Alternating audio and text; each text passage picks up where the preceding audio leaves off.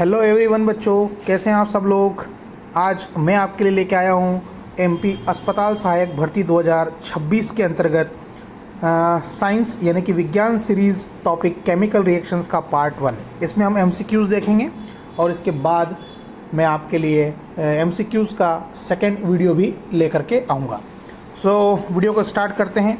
हमारा सबसे पहला क्वेश्चन है आज का, which type of reaction is A+B arrow AB, यानी कि ये जो अभिक्रिया दे रखी है आपको, ये किस प्रकार की अभिक्रिया है।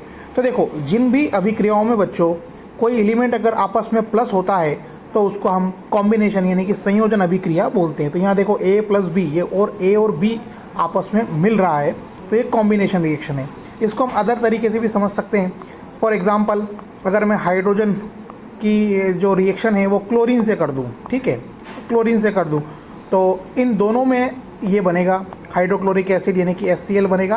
तो यहाँ पर क्या हो रहा है, हाइड्रोजन और क्लोरीन आपस में मिलकर HCl बना रहे हैं। तो ये रिएक्शन भी कौन सी, ये रिएक्शन भी कॉम्बिनेशन रिएक्शन के अंतर्गत आती है। ओके, चलिए सेकेंड क्वेश्चन डिस्कस करते हैं हम।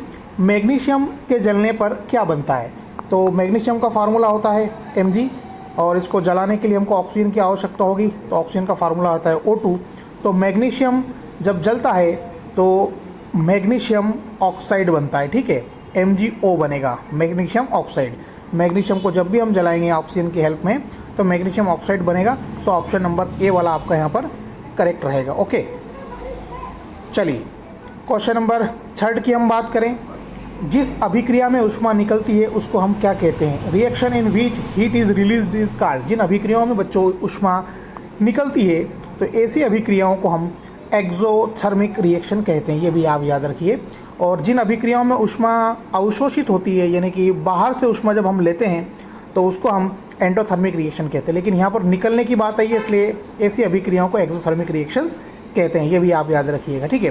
फॉर एग्जाम्पल, अगर आपने देखा होगा, अगर हम एक छोटे से बीकर में या छोटे से बर्तन में चूना ले लें और चूने के अंदर अगर हम पानी डालें तो आपने देखा होगा बहुत सारा धुआं निकलता है।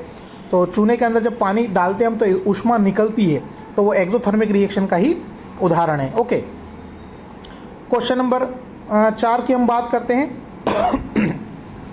अम्ल और क्षार की अभिक्रिया से क्या बनता है। काफ़ी मोस्ट इम्पोर्टेंट क्वेश्चन है बच्चों। ये एग्ज़ाम में ये मान के चलिए कि आपका जो टॉपिक है केमिकल रिएक्शन उससे रिलेटेड ये क्वेश्चन काफ़ी एग्जाम में बन सकता है। अम्ल, फॉर एग्जाम्पल मैं यहाँ पर अम्ल के अंतर्गत हम बात कर ले HCl के, हाइड्रोक्लोरिक एसिड, और क्षार।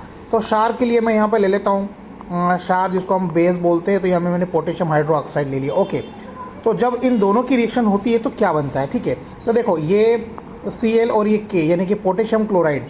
तो पोटेशियम क्लोराइड तो आपका अलग हो जाएगा, प्लस बचेगा क्या, ये H और ये OH यानी कि आपका यहाँ पे H2O बाहर हो जाएगा। तो जब भी ध्यान रखिएगा आप, जब भी एसिड और बेस यानी कि अम्ल और क्षार जब आपस में मिलता है तो यहाँ पर क्या बना, एक तो पानी बना, यहाँ पर दे रखा वाटर, और एक KCl पोटेशियम क्लोराइड बना जिसको हम साल्ट बोलेंगे, है ना। तो साल्ट और पानी जब भी अम्ल और क्षार आपस में अभिक्रिया करते हैं तो अम्ल और पानी बनता है। ये मैंने आपको एग्जाम्पल के तौर पे भी बता चुका हूँ मैं। क्वेश्चन नंबर 5 की हम बात करें, ऑक्सीजन का हटना क्या कहलाता है।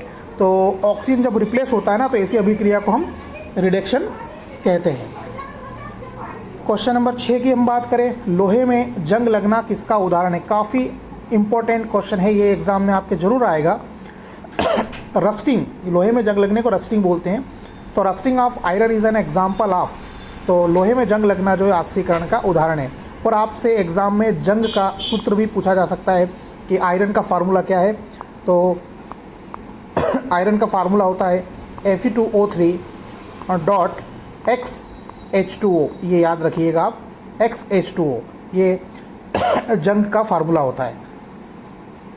क्वेश्चन नंबर 7 की हम बात करें, जिंक की अम्ल से अभिक्रिया पर कौन सी गैस निकलती है। तो यहाँ पर हाइड्रोजन गैस निकलती है।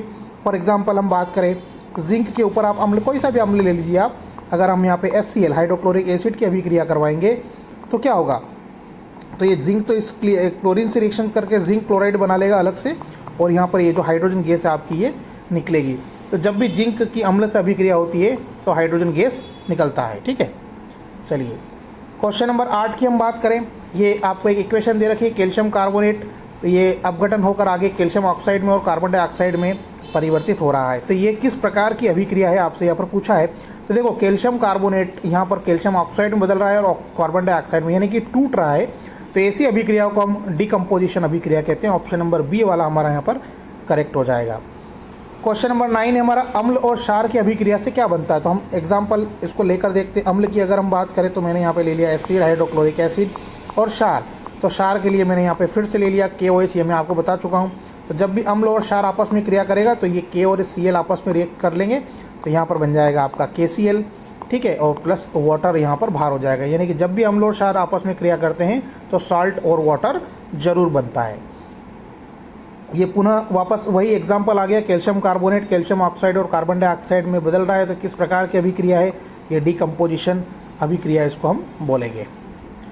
क्वेश्चन नंबर 11 की हम बात करें, जिस अभिक्रिया में ऊष्मा अवशोषित होती है उसे हम क्या कहते हैं। तो देखो जिसमें ऊष्मा निकलती है उसको तो हम एक्सोथर्मिक रिएक्शन बोलते हैं। यहाँ पर अवशोषण की बात हो रही है, तो जिन अभिक्रियाओं में ऊष्मा अवशोषित होती है उसको हम एंडोथर्मिक रिएक्शन कहते हैं। ऑप्शन नंबर ए वाला यहाँ पर जो है वो करेक्ट होगा, ऑप्शन नंबर ए, ठीक है। चलिए क्वेश्चन नंबर 12 वापस वही है, कैल्शियम कार्बोनेट को जब हम गर्म करेंगे तो कैल्शियम ऑक्साइड और कार्बन डाइऑक्साइड में निकलेगा वो, तो इसको हम डिकम्पोजिशन अभिक्रिया के नाम से जानते हैं। क्वेश्चन नंबर 13 की हम बात करें, ये काफ़ी इंपॉर्टेंट क्वेश्चन है, आप इसको याद रखिए। अभिक्रियाएं कितने प्रकार की होती है। तो बच्चों अभिक्रियाएं 4 प्रकार की होती है। सबसे पहले होती है कॉम्बिनेशन, यानी कि संयोजन अभिक्रियाएं।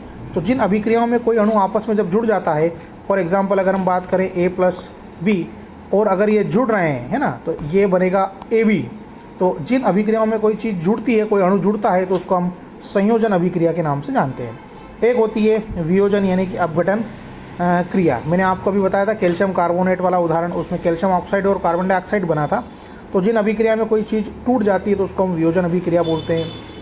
एक होती है बच्चों विस्थापन अभिक्रिया। विस्थापन अभिक्रिया का मतलब होता है कि एक अणु जब दूसरे अणु को आपस हटा देता है, तो इस प्रकार की अभिक्रिया को हम विस्थापन अभिक्रिया बोलते हैं। और एक होती है द्विविस्थापन अभिक्रिया, जिनमें दो अणु दूसरे दो अणुओं को हटा देते हैं, तो उसको हम बोलते हैं विस्थापन अभिक्रिया। तो अभिक्रिया कितने प्रकार की होती है, तो अभिक्रिया 4 प्रकार की होती है, याद रखिएगा। सो बच्चों ये था आज का वीडियो। आपको वीडियो कैसा लगा प्लीज़ कमेंट्स करके आप ज़रूर बताइएगा। और अगर आपको ऐसे बहुत सारे वीडियो चाहिए तो मैं आपको बिल्कुल फ्री ऑफ कॉस्ट उपलब्ध करा दूंगा। बस आपको चाहिए इतना ही कि आप वीडियो को लाइक और शेयर करिएगा, और जितना आपके व्हाट्सअप ग्रुप है बच्चों के उसमें आप शेयर करिएगा। व्यूज़ अगर अच्छा है तो आपके लिए और भी बहुत सारे वीडियो लेकर के आऊँगा। तब तक गुड बाय, टेक केयर।